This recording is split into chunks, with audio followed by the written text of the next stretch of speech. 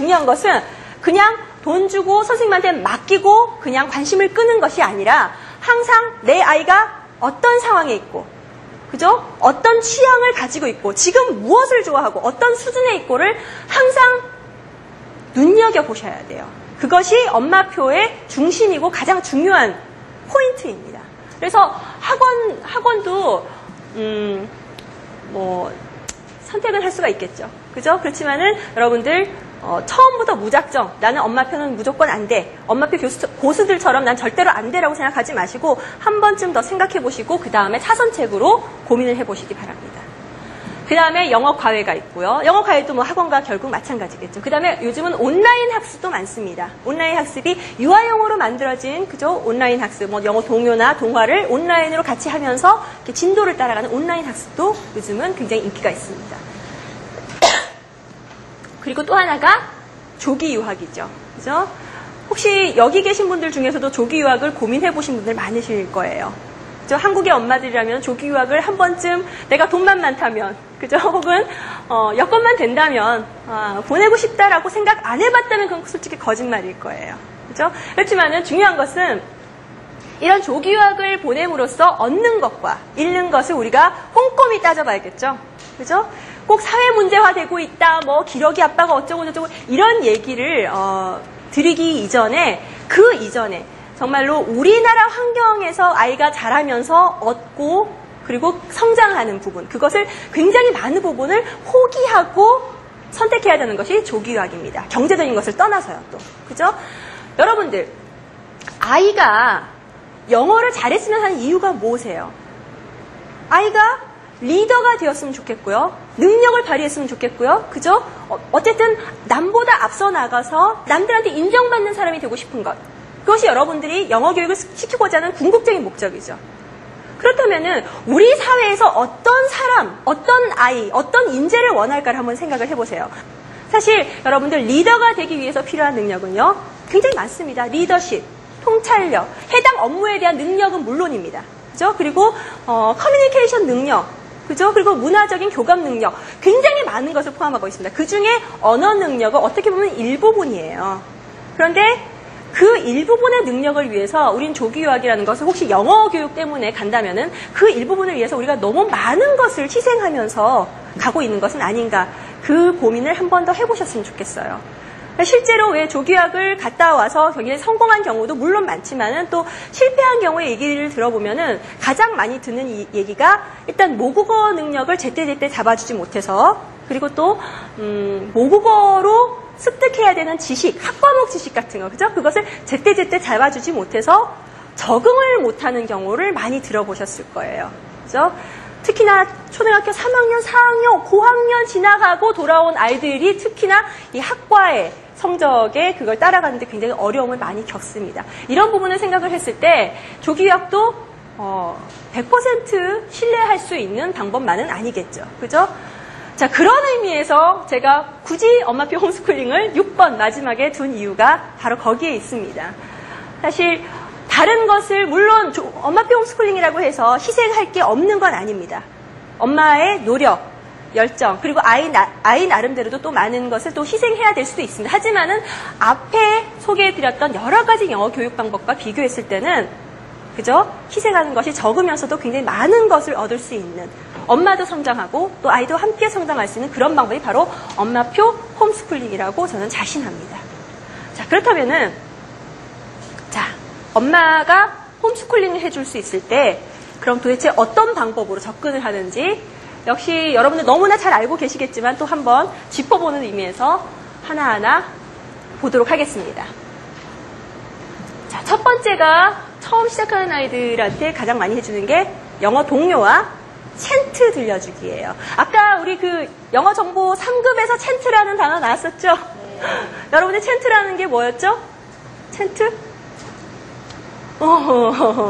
들어는 봤는데, 그죠? 뭐라 하라 그러면 시키면 하실 수 있을까요?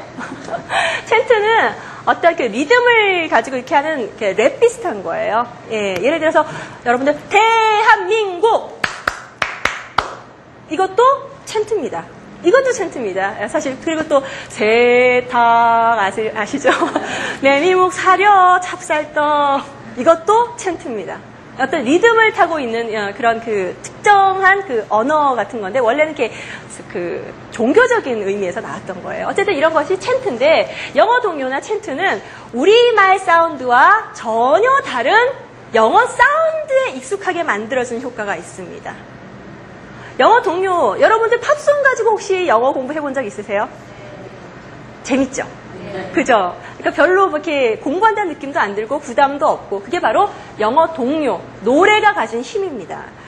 뜻은 모르겠는데 뜻은 모르겠는데 자꾸 들어보니까 멜로디 흥얼흥얼하게 되고 노래를 따라하게 되고 가사도 외워지게 되죠. 그죠? 이게 바로 그 해당 언어의 사운드에 익숙해지는 그 과정입니다. 그래서 처음 영어를 시작할 때 가장 첫 단계로 뭐라 해야 되나 가장 효과적인 부분이 바로 이 영어 동요라고 할 수가 있습니다.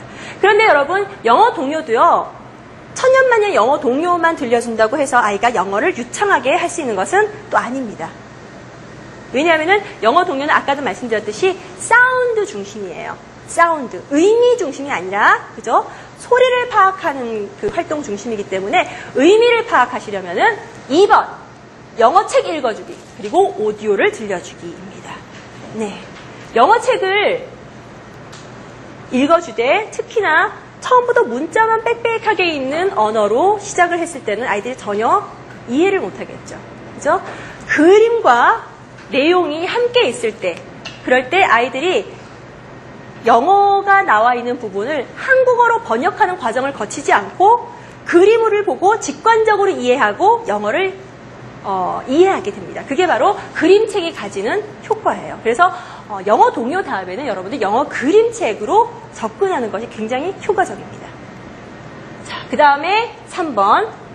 책을 읽어주는 것으로 끝나는 것이 아니라 아마 아까 그 품앗이 하시는 분도 잠깐 보셨을 거예요. 그죠? 품앗이 교육이라든지 또 초등영어 교육에서도 마찬가지입니다. 각각 책을 통한 확장 활동이 있을 수가 있어요.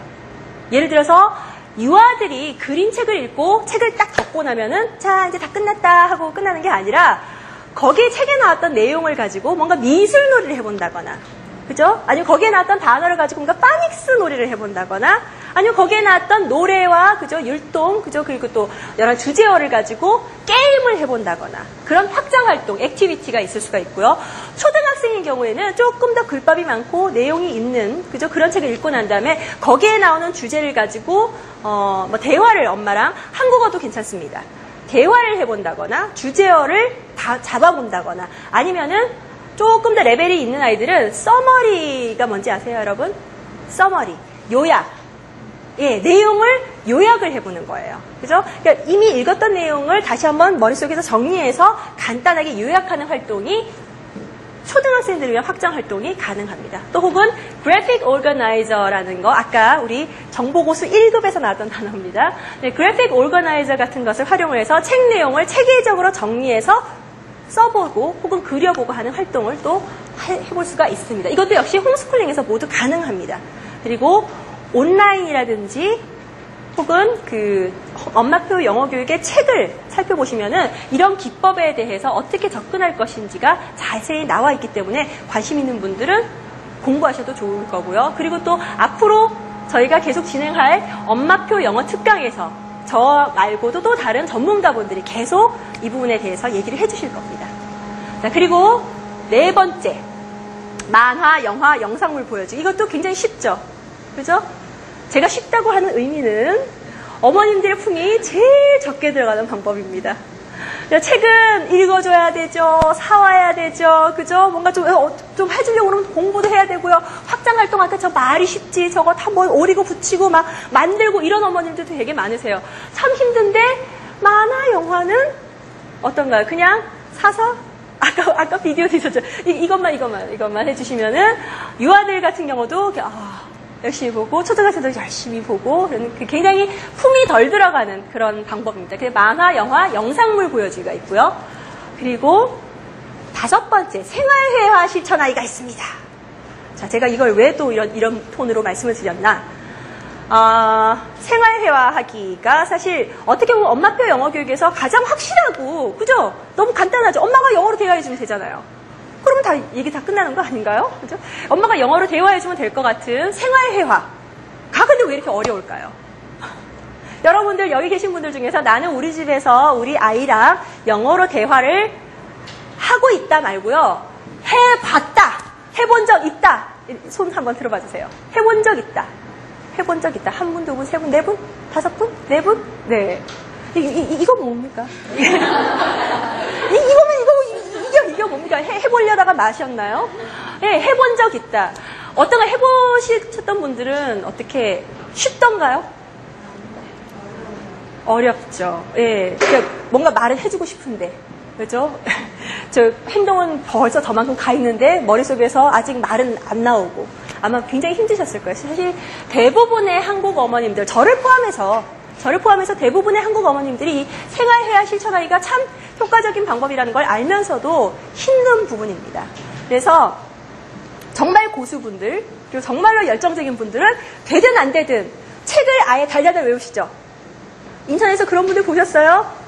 예, 그 엄마 생활 회화책을 아예 스터디를 만들어서 어머님들이 너 이번에 몇 장 읽어, 나 몇 장 읽을게 해가지고 서로 예 그렇게 하시는 분들도 많습니다. 그렇게 해서 아이가 크는 속도를 따라가기가 힘드니까 일단 아예 외워서 생활 회화를 실천하시는 분들도 많습니다. 어쨌든 5번도 분명히 하시는 분이 계시다는 거. 그 다음에 6번은 굉장히 쉽죠. 저거는 코스북, 워크북 등의 진도 나아가기. 요거는 우리나라 사람들이 생각하는 영어 교육과 제일 근접한 방법입니다. 왜냐하면은 우리나라 어머님들, 우리나라 사람들은 영어 교육한다고 그러면 영어를 한다고 그러면 어쨌든 제일 먼저 생각하는 게 체계적으로. 예, 그 단어 되게 좋아하세요. 체계적으로. 그러니까 처음이니까 단어부터 아니지 알파벳부터 시작하고요. 그 다음에 파닉스 들어가고요. 그 다음에 단어 들어가고요. 그 다음에 I, my, me, mine 외워야 되고요. am, are, is 외워야 되고요. 이 형식 외워야 되고 그 다음에 이 형식 외워야 되고요. 네, 체계적으로를 너무 좋아하셔서 코스북이나 워크북이라고 아예 진도가 딱 나와 있죠. 그죠? 그러니까 우리 아이는 코스북 무슨 책에 1권을 뗐어요. 뿌듯해요. 코스북 무슨 2권을 뗐으면 또 뿌듯해요. 이런 게 있습니다. 그래서 6번의 진도 나가기. 이거는 어머님들이 그나마 쉽게 실천하실 수 있는 부분이에요. 또 우리가 학창시절에 했던 그 교육법과 그렇게 다르지가 않거든요. 그런데 6번도 단점은 있죠. 일단 애들이 지겨워하죠. 그죠? 애들이 지겨워요. 저도 우리 딸아이랑 그 라이팅 코스북이라든지 이런 거를 해봤는데 몸이 비틀리고 막 이렇게 안 하려고 막 하더라고요. 그러니까 스스로 하기가 참 힘든데 그림책은 아닙니다. 앞에 엄마가 그림책을 읽어주고요. 또 같이 만화나 영화, 재밌는 영화를 보고 할 때는 몸이 비틀리고 하지 않아요. 그냥 같이 즐겨요. 그런 차이가 있습니다. 그러니까 여러분들 너무 어린아이들한테 체계적으로를 그렇게 강조하실 필요는 없습니다. 유아영어와 초등영어는 가랑비에 속옷 젖듯이 조금씩 자주 노출시켜주는 게 최고입니다. 자, 그 다음 7번은 영어를 사용할 수 있는 이벤트에 참여하기. 이거는 어머님들이 딴 거보다 발품 팔기라고 저는 표현을 해요. 발품 팔기. 예, 예를 들어서 뭐 영어 연극 같은 것도 있고요. 혹은 영어 박람회 같은 데 가보면요. 여러분 애들이 참여할 수 있는 뭐 영어 동요 대회라든지 뭐 율동 같이 따라해보기라든지 굳이 영어 유치원을 안 보내더라도 같이 참여할 수 있는 이벤트가 곳곳에, 전국 곳곳에 벌어지고 있습니다. 그것을 정보를 잘 찾아서 어머니들 발품을 이렇게 팔아주시면은요. 사실 뭐 1년 내내 할 수 있는 건 아닙니다. 그것도 이제 때가 있기 때문에 매일 할 수 있는 건 아니지만은 이걸 한번 갔다 오고 안 갔다 오고가 아이들의 동기부여가 정말로 다릅니다. 여긴 또 서울이잖아요. 영어마을 있잖아요. 그죠? 여러분 영어마을 갔다 와 보셨어요? 대답이 왜 이러지? 파주 영어마을 갔다 와 보신 분? 두 분? 이렇게 아이하고 쿠킹하는 것도 한번 이렇게 좀 넣어보시고요. 마술쇼도 한번 보고 오세요. 그게 별거 아닌 것 같지만은, 그죠? 아이가 한번 그런 환경에 접하고, 혹은 접해보고 접해보지 못했고의 차이가 굉장히 큽니다. 아이들의 그 언어 능력이요, 여러분. 이렇게 엄마들 생각은, 우리 생각은 이렇게 올라갈 것 같죠? 점점 이렇게 발전할 것이다. 그렇지 않습니다. 이렇게 굉장히 완만한 곡선을 그려요. 이게 올라가는지 안 올라가는지 확인도 안 돼요. 근데 어느 날 이렇게 확 올라갑니다. 그러다가 또 이렇게 원만한 곡선을 올리다가 또 확 올라가는 계기가 있습니다. 그 계기가 바로 어머님들이 만들어준 이벤트가 될 수도 있고요. 혹은 갑자기 만난 원어민 친구나 또 다른 어떤 사건이 될 수도 있고요. 혹은 뭐 친구한테 충격 먹은 일이 될 수도 있고요. 계기가 필요합니다, 아이들은. 그걸 저는 동기라고 얘기를 하는데요.